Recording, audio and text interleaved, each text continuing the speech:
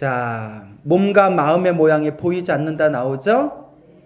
후에 혹은 한 번 좌선이나 두 번 좌선 내지 하루, 이틀, 한 달, 두 달을 지나도록 호흡하는 것이 적절하게 돼요. 호흡의 경지를 체득했다는 거예요. 물러나지도 않고 잘못되지도 않으면 선정 가운데 호련히 즉시 몸과 마음의 움직임을 알아차리게 된다. 그래서 8가지 움직임이 생긴다 해서 8촉이라고 해요. 몇 가지? 예, 8촉. 180페이지 볼까요? 그러니까 이런 걸 배워놔야 여러분들이 나중에 안 헷갈려요. 8가지 촉, 8촉이 발생하는데 여러분 어떤 느낌이냐? 첫째, 아픔, 몸에 통증이 온대요. 그 여러분들 좌선하다 갑자기 막 몸이 아파오죠? 예, 당연한 현상이에요. 스쳐가는 현상이다. 그 다음에 가려움, 뭐라고요? 양이에요. 가려움, 양. 가려움. 몸이 막 간질간질거려요. 실제로 기수행하는 사람도 몸에 기가 흐르기 시작하면 몸이 막 이렇게 간지럽대요. 몸에 전전기가 일어나는 거예요. 몸에 막 간질간질한 느낌이 들고. 몸에 차가움. 몸에 평소에 몸에 냉기가 있던 사람은 이 냉기가 빠져나가면서 차가운 기운이 확 느껴진대요. 또 이게 그 불교에서는 큰 스님들 말씀이 몸에 혹시 영각 기운이 강했던 사람들이 기도를 열심히 하다 보면 몸에 영각, 붙어있던 영가가 이렇게 빠져나가면서 차가운 기운이 소름 끼치게 쫙 올라올 때가 있대요. 경험해 본 적 있어요? 영가가 붙었나? 얘라고 그런 경우가 있고. 다 그렇다는 게 아니라 알겠죠? 그러니까 여러분 기도하다가 등골이 오싹하고 무서운 느낌 들 때 있죠? 그게 꼭 나쁜 게 아니에요. 네. 기도하다가 혼자 막 기도하다 등골이 오싹하고 무서운 느낌이 확 드는 것도 기도하면서 자연스럽게 일어나는 현상이에요. 그럴 때는 그냥 영가가 나가나? 뭐 이렇게 그렇게 편안하게 생각하세요. 알겠습니까? 따뜻한 기운이 느껴지고 몸에 수족냉증 있는 사람들이 참선하고 명상해서 몸이 따뜻해졌다는 그런 이야기들이 있어요. 그 몸이 가벼워지고 또 몸이 무거워지는 분들이 있어요. 이거는 좀 엇본 것 같아요. 몸이 묵직하게 무거워져서 몸살 걸린 것 같은 느낌. 그리고 꺼끌꺼끌함 반대로 매끄러운 느낌. 이런 수많은 감각작용이 일어나는데 이러한 아프고 가렵고 차갑고 따뜻하고 가볍고 무겁고 꺼끌꺼끌하고 매끄러운 이 8가지 느낌이 전부 다 무엇이 만든 환상이다? 마음이 만든 환상이다. 그러니 내 마음만 잘 알아차리고 우리가 명상할 때 제가 여러분들한테 항상 당부하는 거 있죠. 숨을 들이쉬고 내쉬면서 몸과 마음에 일어나는 감각을 어떻게 해라? 알아차리고 그냥 흘러버려라. 이게 중요합니다. 집착을 안 하면 돼요. 알겠습니까? 근데 여러분 꼭 알아두세요. 지혜가 부족한 사람들일수록 이런 감각에 집착해요. 뭐가 느껴져요. 뭘 봤어요. 뭘 꿨어요. 지혜가 있는 사람일수록 그런 거에 집착합니다. 지혜가 있는 사람은 뭐라고요? 공을 3글자로 뭐라고 한다고 했어요? 무집착. 집착한데 집착하지 않는다. 예. 옛날 어느 중국에 아주 도를 깨달으신 큰 스님이 계셨어요. 이 도를 깨달으신 큰 스님 밑에 훌륭한 수제자 2명이 있었는데 이 큰 스님께서 하루는 아침에 일어나서 첫째 제자를 부릅니다. 첫째 제자한테 내가 간밤에 신비한 꿈을 꿨는데 네가 해몽 좀 해다오 했더니 첫째 제자가 밖에 후다닥 나갔다 오더니 세숫대야를 가져오더래요. 그랬더니 스승 앞에 딱 놓으면서 예, 세수나 하시지요 이러더래요. 그 다음에 이번 또 스승이죠. 이러면서 둘째 제자를 불렀대요. 둘째 제자를 불러서 내가 간밤에 신비한 꿈을 꿨는데 네가 해몽 좀 해다오 했더니 둘째 제자 또 후다닥 나가더래요. 그러더니 차를 가져오더래요. 카페인이 가득한 차를 가져오더니 차 한 잔 드시고 정신 차리시지요. 그러니까 스승이 껄껄 웃으면서 안암과 가섭이 나에게 있었구나. 가섭과 안암이 저기 두타제일 가섭, 그 다음에 이제 저기 총명제일, 다문제일 안암이 저 부처님의 이제 10대 제자 중에 수제자들이었잖아요. 그래서 가섭과 안암이 누구에게 있었구나? 나에게 있었구나라고 크게 칭찬했다. 뭐 이런 얘기가 책에 보면 나와요. 그러니까 지혜로운 사람은 집착할 필요가 없어요. 알겠죠? 좋은 꿈을 꿔도 어차피 우리 살아가는 게 다 꿈인데 꿈속에서 좋은 꿈 꿔봤자 뭐 하는가 이렇게 흘려버릴 수 있어야 되고, 나쁜 꿈을 꾸면 나쁜 꿈을 꾼 대로 어차피 우리 살아가는 인생이 다 한바탕 꿈인데 나쁜 꿈들 그게 무슨 상관이 있으리요 이렇게 흘려버릴 수 있어야 됩니다.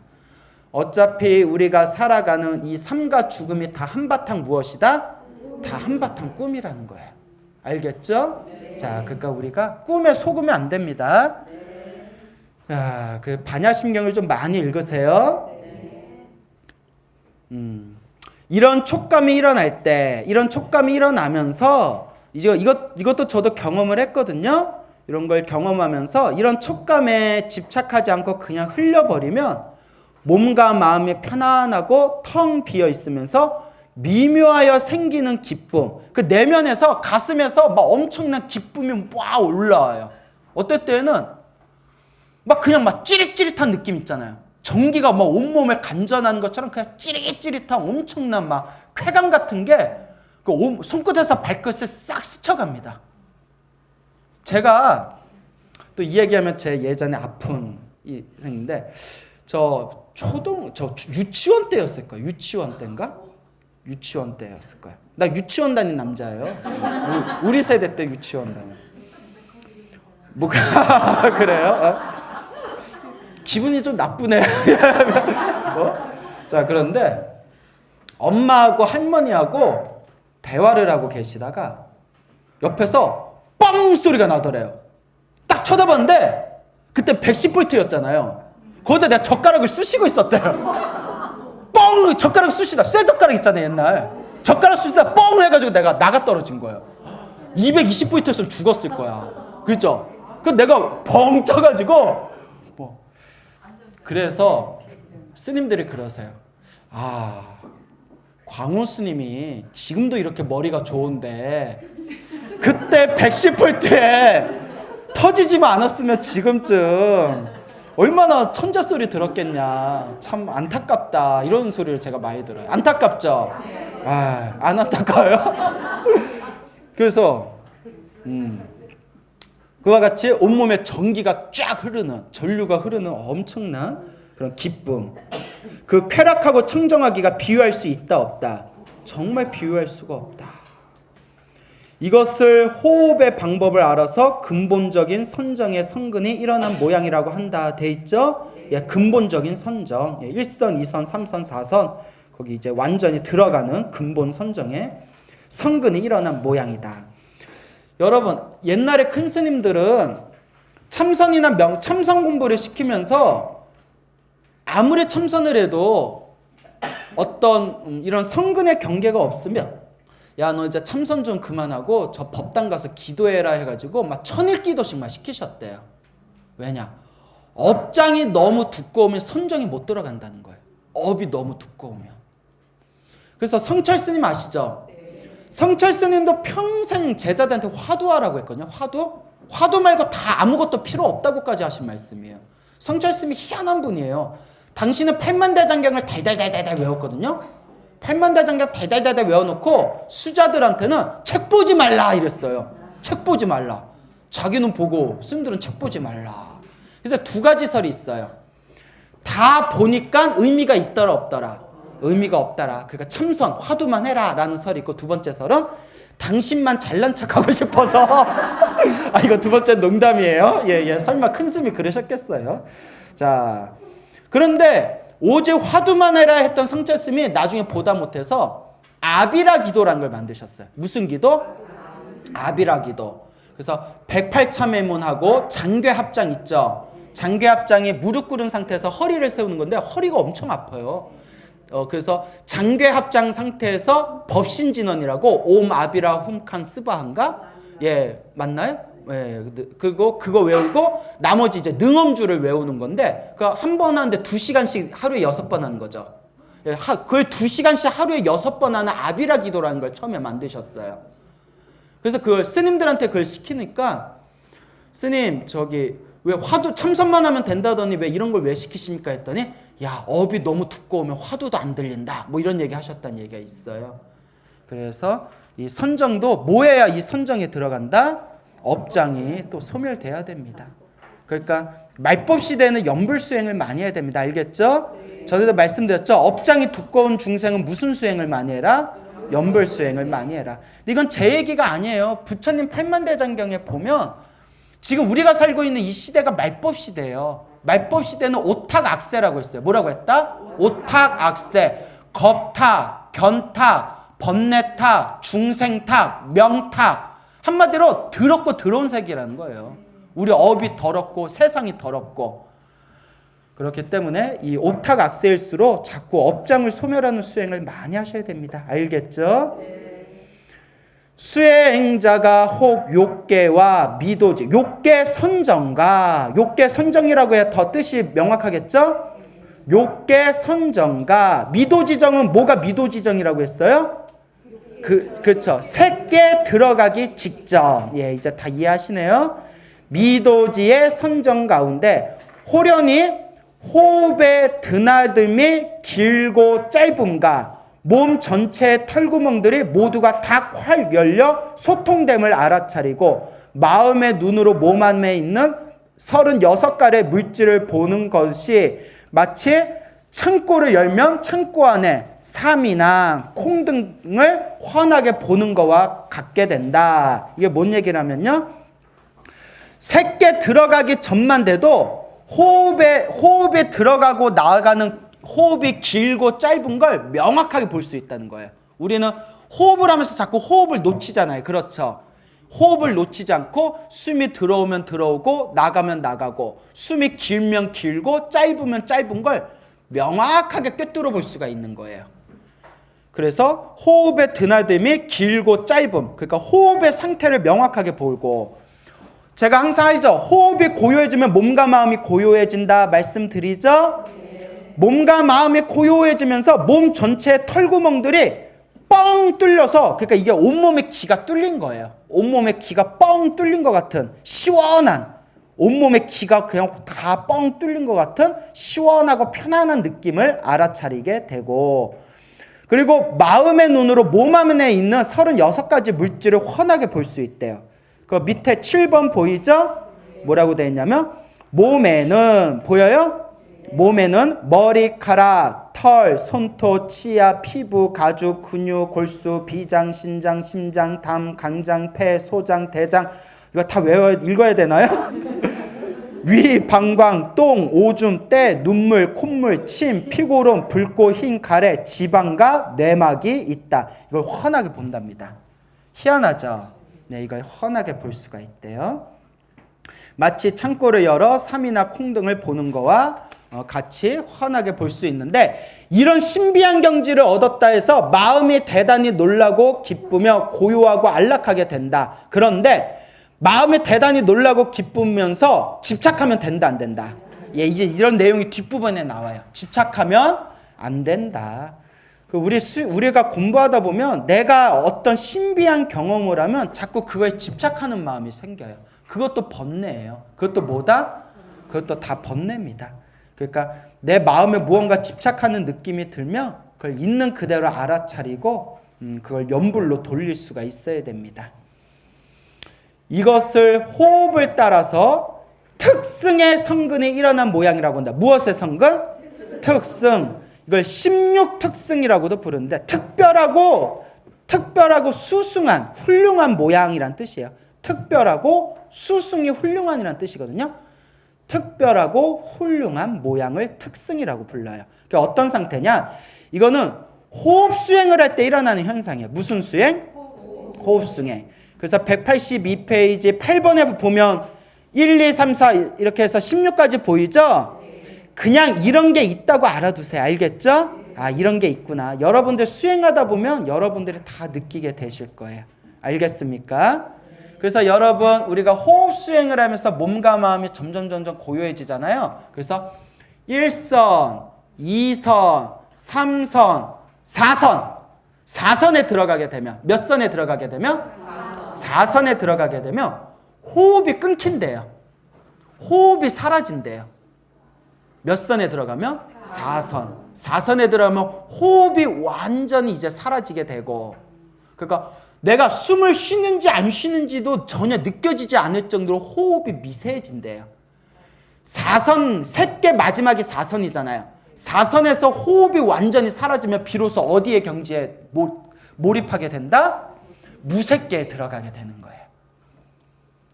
그래서 이제 호흡이 사라진다 하니까 내 호흡을 빨리 사라져서 무색계에 들어가야지 하고 코를 막아버리면 돼요? 안 돼요?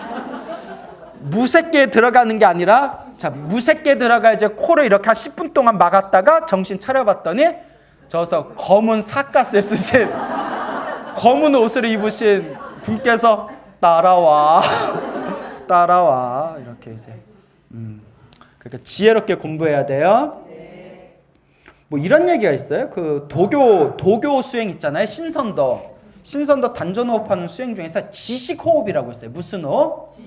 네, 멈출 지자를 써서 지식. 호흡을 꽉 멈춰서 호흡에 단전에 집중하는 수행이 있는데 단전호흡을 하면서 배꼽으로 단전을 부풀려요. 단전이 이렇게 배구공 마냥 부풀린데 그걸 10초, 20초, 30초, 1분, 2분, 3분 참는 거예요. 단전의 기를 꽉 모으는 거예요. 근데 이게 단전을 강화시키기에는 이게 좋아요. 순간적으로 기를 단전에 꽉 힘을 주기에는 좋은데 부작용이 엄청 심하대요. 그래서 이거 하다가 갑자기 심장에 무리가 와가지고 막 1분, 2분씩 참다가 기 모으겠다고 참다가 갑자기 졸도하고 갑자기 심장마비로 죽고 그런 경우가 여러 번 있었대요. 그래서 지식 호흡은 함부로 따라하면 된다 안 된다. 숨을 꽉 참는 호흡은 함부로 따라하면 안 됩니다. 알겠죠? 그래서 저도 요거 중학교 때 혼자서 단전호흡 한다고 그때 스승이 없으니까 그래서 제가 업이 두꺼운 거예요. 항상 스승복이 중요하다고 하죠. 제가 좋은 스승 못 만나서 책 보고 혼자 단전호흡하다 이 지식호흡을 했어요. 그때 막 1분씩 참았거든요.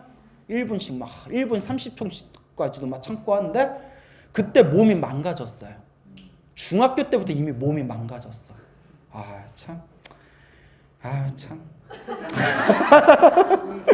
자, 그래요. 자, 이런 게 있어요. 특승이라는 게 있습니다. 알겠죠? 16단계. 그때 이제 지식호흡을 하다 보면 뭐 숨을 참으니까 얼굴에 막 빨갛게 열이 올라오잖아요. 얼굴에 빨갛게 열이 올라오는 게 심장이 열이 차서 그런 거래요. 그때 멈췄어야 되는데 나는 와, 기가 통하나 보다. 그 신선은 홍암 백발이라고 하잖아요. 홍암, 얼굴이 붉잖아요. 얼굴 보니까 얼굴이 붉은 거예요. 술 먹은 거 마냥. 그래서 야, 내가 신선이 되려나 보다 이러다가 몸이 맛이 갔어요. 자, 그러니까 여러분 수행은 조심해야 됩니다. 그러니까 노는 입에 뭐 하자?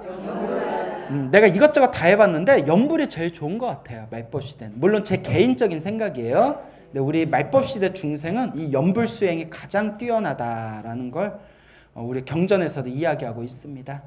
183페이지 한번 넘어가 볼까요? 부정간이라고 보이죠? 부정, 안입을 깨끗할 정. 깨끗하지 않은 것을 관하는 거예요. 깨끗하지 않은 것을 관찰해라. 우리는 탐욕심이 강해요. 뭐가 강하다? 탐욕심이 강한데 이 탐욕심에서 가장 끈질긴 것 중에 바로 음욕심이래요. 뭐라고요? 음욕. 왜냐하면 음욕, 우리는 돈, 권리, 명예, 뭐 수많은 욕망이 있지만 음욕의 에너지가 사실 제일 강하대요. 왜 그런 거 하니? 우리가 이 사바세계에 태어날 때 부모님의 성적인 에너지를 통해서 태어난 거예요. 부모님의 성적인 에너지의 결정체가 우리 몸뚱아리라는 거예요. 무슨 말인지 알죠? 태어난 종자 자체가 성적 에너지가 가득하기 때문에 그래서 음욕이 탐욕이 가장 무섭답니다. 그래서 나무 아미타 극락세계에 태어날 때는 부모님의 성적인 에너지로 태어나는 게 아니에요. 우리가 아미타불 연부를 하면 다음 생에 태어날 때 아미타 부처님 가피에 의해서 연꽃 위에 태어난대요. 연꽃에 태어난답니다.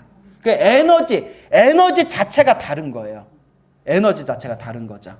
그래서 이 음욕심, 그래서 음욕심이 강한 이유가 우리 부모님의 성적인 에너지의 결정체이기 때문에 우리의 존재 자체가 음욕심, 성욕이 강한데 남자가 여자를 보고 여자가 남자를 볼 때 그 몸이 깨끗하다고 착각하기 때문에 음욕을 일으킨다는 거예요.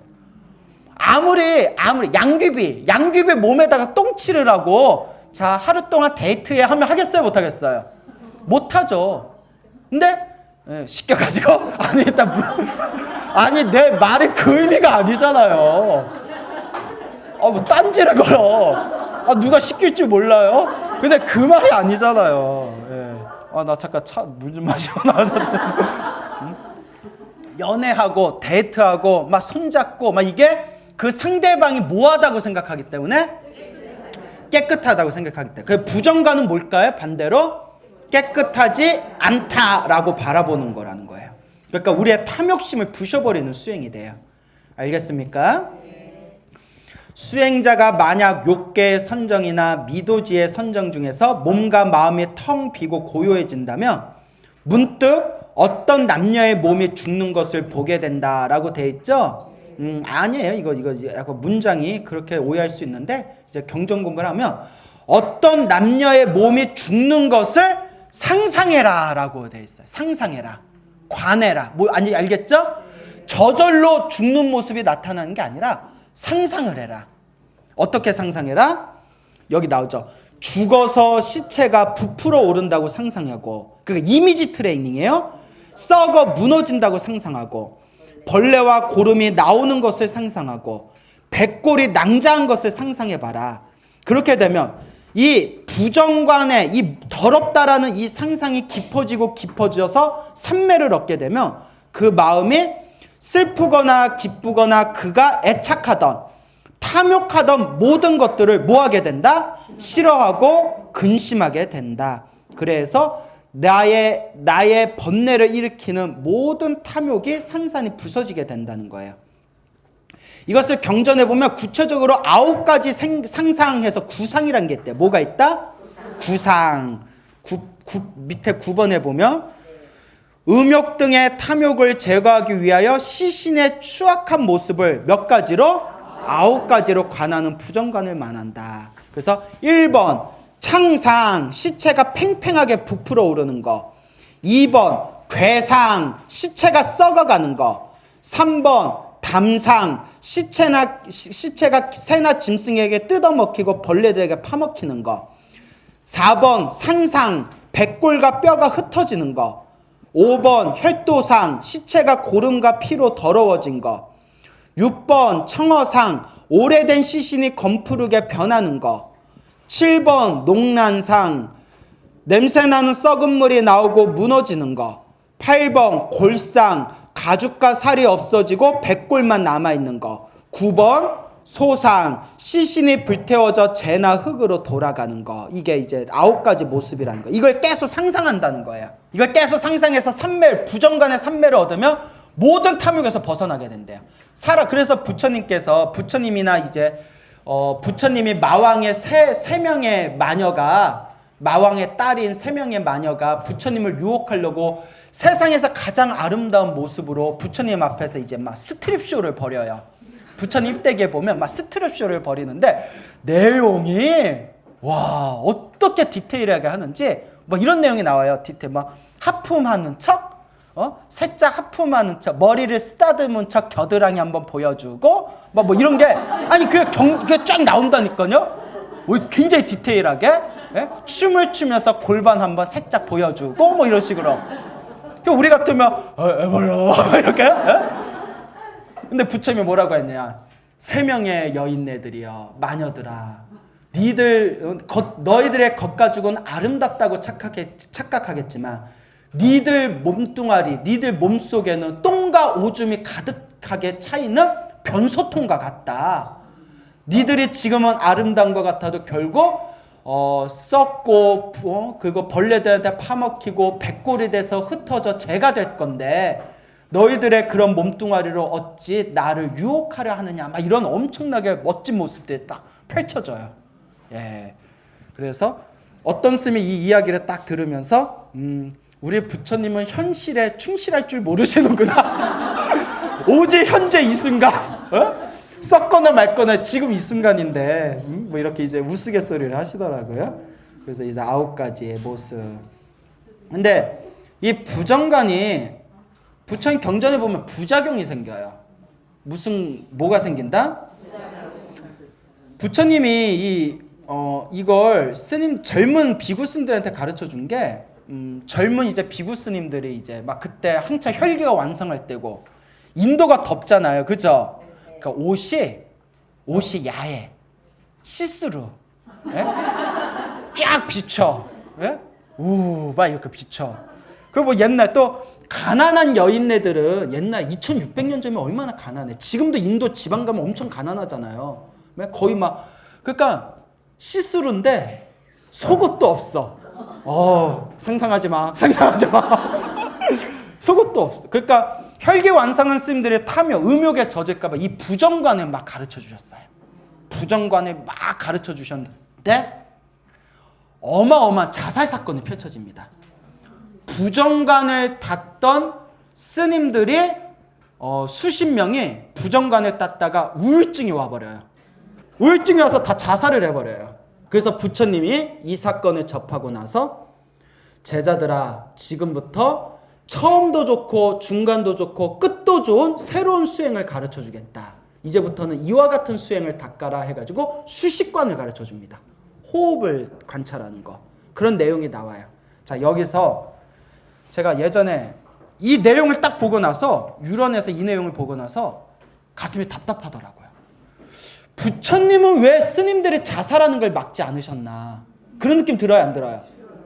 우리가 알고 있는 이 세상의 모든 신통과 지혜를 갖추시고 모든 중생을 제도하신다는 부처님께서 왜 부처님의 제자들이 수십 명이 자살하는 사건을 왜 막지 않으셨나라는 엄청난 의문에 빠집니다. 제가 궁금하죠, 여러분? 그래서 제가 몇 밤을 새워서 내가 경전을 뒤졌어요. 여러분, 저희 이 학구열에 저는 제 자신에게 정말 기특하다라고 뭐 자화자찬 그래서 답을 얻었어요. 깊은 뜻이 있다. 궁금하죠? 네. 500원 자꾸 공짜로 들으라지 말고. 자, 무슨 내용이냐면 부처님께서는 과거, 현재, 미래를 다 꿰뚫어 보시잖아요. 그리고 이번 생에 부처님의 모든 선택은 과거, 현재, 미래 수많은 갈래 중에 가장 좋은 것을 선택하신답니다. 당신이 지금 어떤 행위를 하시면 미래에 어떤 결과가 나올 건지 경우의 수까지 다 아신대요. 그 어벤져스라는 영화 보면 닥터 스트레인저라는 애가 있어요. 닥터 스트레인저가 이제 내가 얘네들하고 싸울 때 미래에 어떤 방법으로 어떻게 싸우면 어떤 경우의 수가 생기는가를 다 꿰뚫어 보는 능력이 있어요. 하여튼 그 영화를 봐야 이해가 가는데, 부처님은 모든 미래에 일어날 모든 경우의 수를 과거, 현재, 미래의 모든 숙명통으로 다 꿰뚫어 보시고 가장 최고의 경우의 수를 선택하신대요. 그래서 부처님이 얻은 결론이 자살을 한 그 수십 명의 비구가 머나먼 과거 전생의 사냥꾼들이었대요. 사냥꾼들이고 사냥을 해가지고 오랫동안 사냥을 했던 살생의 업보에 의해서 이 사냥꾼들이 이 살생에 받아야 할 업이 굉장히 강력한 업이 있었대요.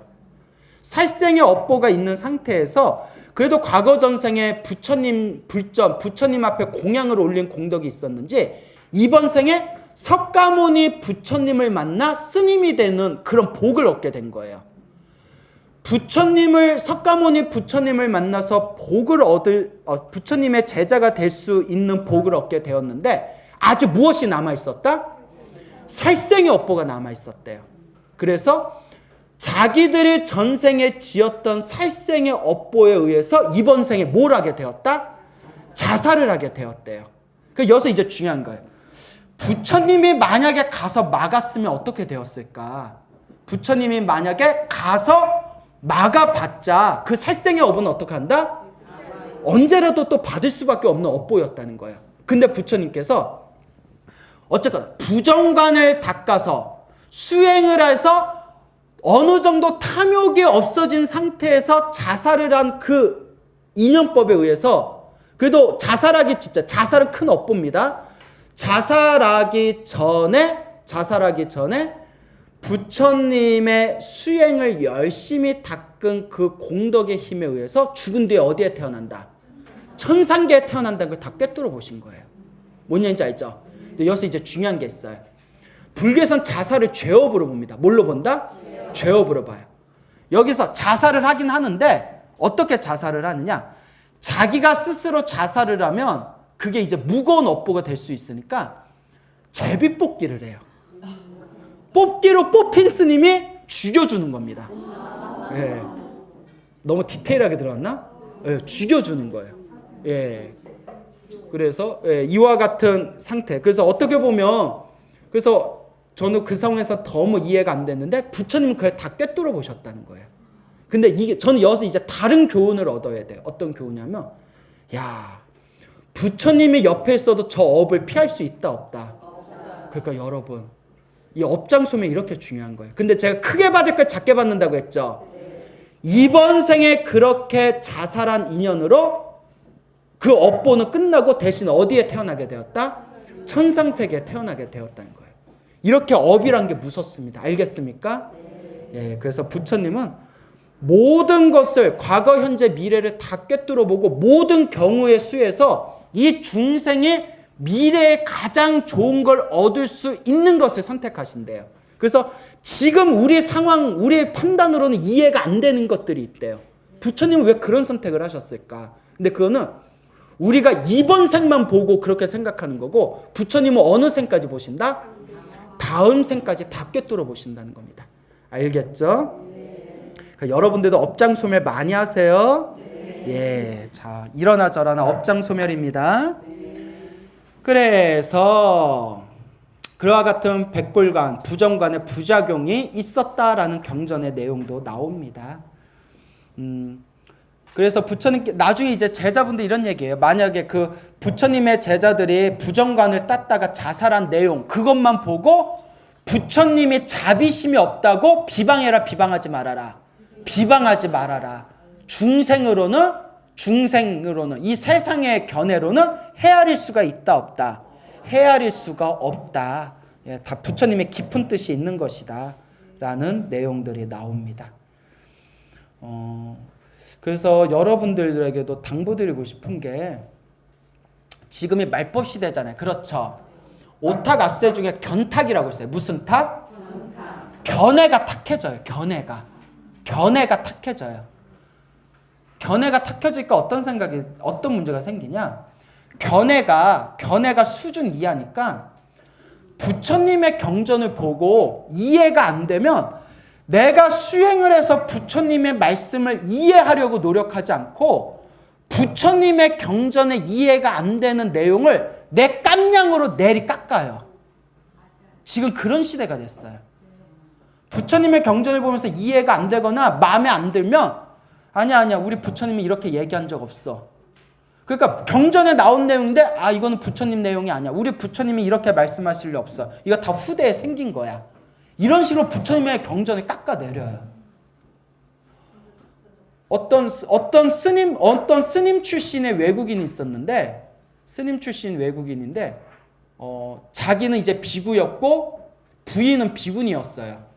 그러다 비구니가 이제 환속을 해서 결혼을 하셨어요. 외국인이에요.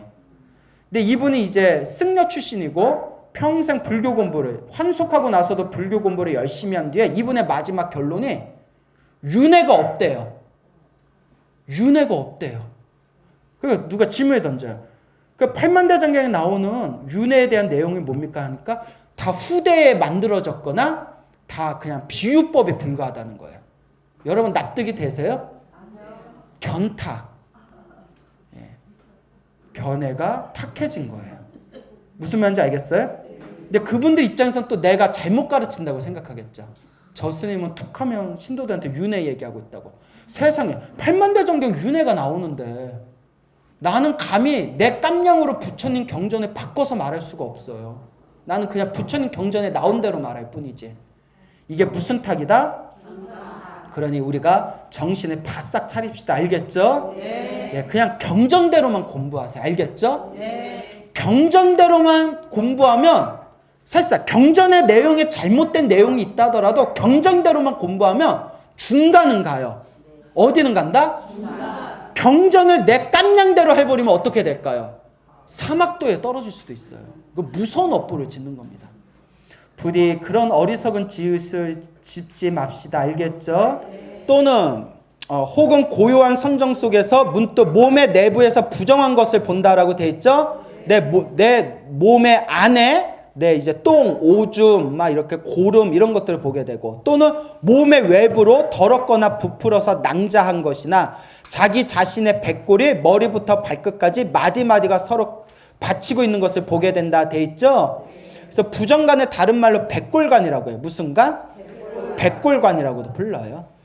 이런 것들을 다 보고 난 뒤에는 선정의 마음이 편안하고 고요하며 모든 집착이 떨어졌으니까 무상을 문득 깨달아 오욕을 싫어하고 근심하며, 오욕나, 오욕, 5가지의 욕망을 싫어하고 근심하며. 앞에서 다 설명했죠? 그러니까 무상은 영원한 게 있다 없다, 영원한 게 없다. 오욕을 싫어하고 근심한다. 욕망에서 벗어나고 아상이나 인상에 집착하지 않는다. 아상이나 인상에 다 나라는 것에 집착하는 거예요. 알겠죠? 나라는 것에 집착하는 서로 다른 표현이에요. 요새 뭐 옛날에는 나라는 생각, 사람이라는 생각 이렇게 해석했죠? 요새는 아니에요. 산스크리트어 원문에 이제 연구를 해봤더니 아상이나 인상이나 뭐에 대한 표현이다? 나라는 나야, 내 것이라는 어떤 또 다른 집착들이다. 근데 뭐 사람이란 상 이래도 상관없어요. 나라는 상, 남이라는 상, 이것이다 저것이라는 상에 집착하지 않을 것이다. 그러니까 고정된 실체가 있다 없다, 고정된 실체가 없다라는 걸 하는 거예요. 무상, 영원한 것이 없고, 오욕을 싫어하고 근심하며, 모든 것이 괴로움이고, 아상이나 인상대에 집착하지 않는다. 고정된 실체가 없다. 이게 삼법인이에요. 뭐라고요?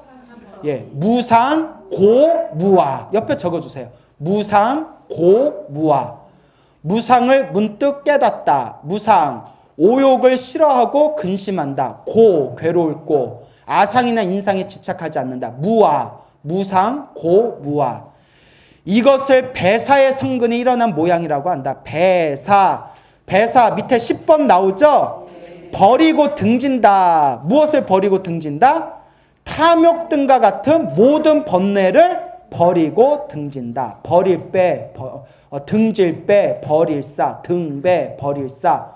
번뇌를 등지고 버린다. 우리는 여태껏 번뇌를 따라갔잖아요. 그렇죠? 우린 계속 번뇌를 따라갔잖아요. 오욕락을 따라가다가 선정과 삼매의 힘이 깊어지면서, 사마타 윗바사나의 힘이 깊어지면서 번뇌에 따라가는 것을 등지고 버리는 성근이 일어난 모양. 또한 선정의 마음 가운데 내부의 몸 또는 외부의 몸, 모든 하늘을 나는 조류, 새, 달리는 짐승, 옷, 음식, 가옥, 산림 등이 모두 다 깨끗하지 않은 것으로 본다면, 나와 남을 포함하여 모든 세상이 깨끗하다, 깨끗하지 않다. 깨끗하지 않으니까 뭐 하고 싶은 마음이 생길까요? 벗어나고 싶은 마음이 생기겠죠. 그걸 따라해보세요. 염리심. 싫어하고 벗어나려는 마음. 염리심이 일어나면 결국 무엇으로 나아갈까요? 집착이 떨어져 나가겠죠. 이것을 무슨 부정관이라고 한다? 큰 부정관의 성근이 일어난 모양이라고 한다. 그래서 법화경에 나오죠. 불타는 집이다. 우리 중생들이 살고 있는 이 3계가 다 무엇이다? 욕계, 색계, 무색계가 다 불타고 있는 집이다. 욕계, 색계, 무색계가 활활 불타고 있으면 여러분 어떡하고 싶어요? 뛰쳐나오고 싶잖아요. 여러분 집이 불타고 있는데 뜨끈하다.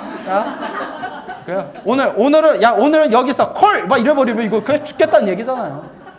3계에 살면서 욕계, 색계, 스님 나는 욕계가 너무 재밌어요. 난 다음 생에도 결혼하고 애 낳고 뽕짝뽕짝 그냥 그렇게 살래요. 저에게는 소원이 있어요, 스님. 저는 그냥 다음 생에도 좋은 가정 꾸미고 다음 생에는 꼭 건물주가 돼가지고 내 건물 옥상에서 삼겹살 실컷 구워 먹고 살고 싶어요. 뭐 이래버리면 욕계에서 벗어난다, 못 벗어난다? 못 벗어나는 거예요. 이게 부정관이 안 된 거예요. 3계가 활활 타는 집이니 나온다, 안 나온다?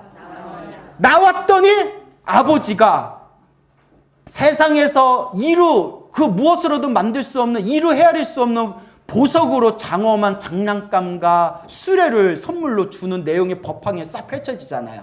그죠? 야, 불타는 집은 진짜 집이 아니야. 그거 니들 착각이야. 나와봐. 나오니까 이렇게 좋은 게 있잖아. 근데 중생들 나가요, 안 나가요? 업장이 두꺼워서 그래요. 그래서 이것을 큰 부정간이라고 한다. 알겠죠? 자, 오늘 여기서 마치겠습니다.